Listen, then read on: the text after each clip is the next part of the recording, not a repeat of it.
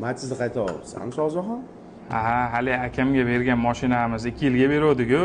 1 yilini to'lab, 1 yilini to'la olmayman. Uzr uka deb mashinani tashlab ketdi. O'zi 1 yilga beruvdikmi, 2 yilga beruvdikmi? Shartnomada qanaqa yozilgan? Shartnoma qilmaganman. Og'zakidagi o'rqiganman. O'zim akami. O'zing o'yla 3000 ga olib turib 3600 ga 1 yilga variantga beramizmi? Kallangni ishlat. 2 yilga beramiz-ku. Shu joyda noto'g'ri chiqibsan-da, Shoh. Kim bo'lsa ham shartnoma qilib qo'yarish kerak edi. Mayli bo'lash bo'pti. Boshqaga chiqarib olamiz variantga. Pulni qaytarib berdingmi? Yo'q, hali berganim yo'q. Telefon qiluvdi, ertaga ko'rishamiz, ertaga ko'rishib oldi berdimizni qilib olamiz. Aka, xohlasangiz mana mashina. 1 yil to'ladingiz aka. Yana 1 yil to'lab uzib yuboring. Mashina o'zingizga qoladi aka. Sen jinnimisan? Yana 1 yil to'laymanmi? Ezilib. Yo'q, menga qarochi mashina kerak emas, pulimni qilib beraver. Bo'ldi. Pulis mana $1200. May. Qanday 1200? Men senga $300dan 1 yil $3600 to'laganman. Qani qolgani? Aka, shu 3600 ni shu mashinada topdingizmi? Endi olmayapsizmi shu mashinani? Demak, 1 yillik $200dan arenda puli olaman men sizdan. 2400 pulimni oldim, mana 1200 siz ishlagan haqqingizni beryapman. Sen jinnimisan? 1 yil ishlab turib $1200 topdingmi shu mashinada? Endi 3600 dan boshqa pulni topdingiz, 1 yil oylingizni boqdingiz meni mashinamda meni. Sen $200 berasan menga. Hamma joyda $200. $250 bermayapman jondek. Mana 3600 pulimni qilib berasan. Men shu 1200 sizni pulingiz. Sen iflosmisan? Biron narsa qilib qo'yaman ukamniga qaramasdan. Shuni gapir.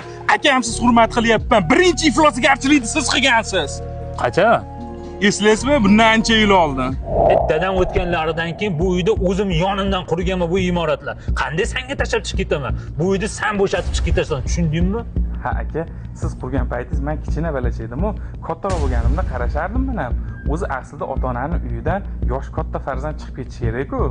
Qayerda yozib qo'yibdi? Undan qonunda katta o'g'il chiqib ketsin, kichkina o'g'il qolsin degan. Onamlarga ham xotining yoqmayapti, aytolmayaptilar, o'zing aytgin dedilar.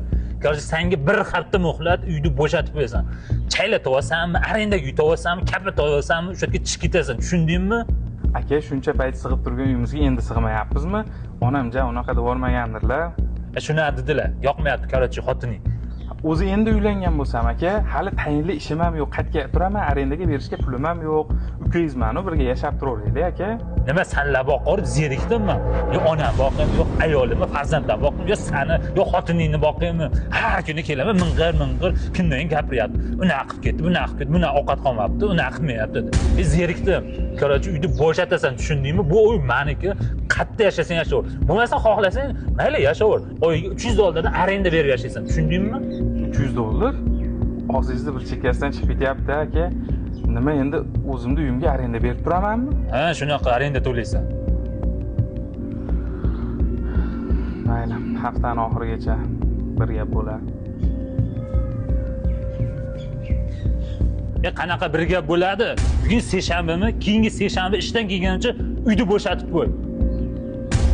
O'shanda men norozi bo'lib chiqib ketganman uydan. Ayamlarda o'zlari xohlaganlar men qolishim uyda. O'shanda seni chiqarib yuborganmiz. Yana siz qilgansiz hamma ishni. Hozir endi bir qilyapsanmi shu mashinani? Bir, shu bilan bir. Pulni qilib ol. Sen bilan boshqacha gaplashamiz sen bilan. Luboy joyda gaplashaman. 3600 dan o'rniga ko'proq olaman sendan qarab tur. Ukamligingga qaramayman endi sen. Qarab tur.